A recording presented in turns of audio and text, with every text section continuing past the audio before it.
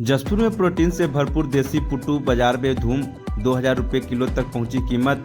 जसपुर जिले के जंगलों में प्राकृतिक रूप से मिलने वाला देसी मशरूम पुट्टू इन दिनों बाजारों में खूब सुर्खियां बटोर रहा है। सीमित समय के लिए उपलब्ध होने वाले इस स्वादिष्ट और प्रोटीन युक्त वन उत्पाद की कीमत 1500 से 2000 रुपये प्रति किलो तक पहुंच गई है। इसके बावजूद लोग शौक से इसे खरीदकर इसका स्वाद ले रहे हैं।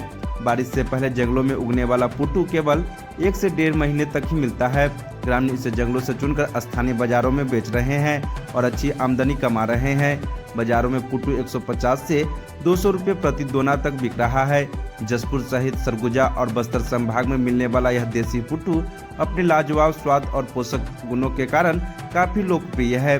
सीमित उपलब्धता के कारण इसकी मांग लगातार बढ़ रही है और कीमत भी आसमान छू रही है।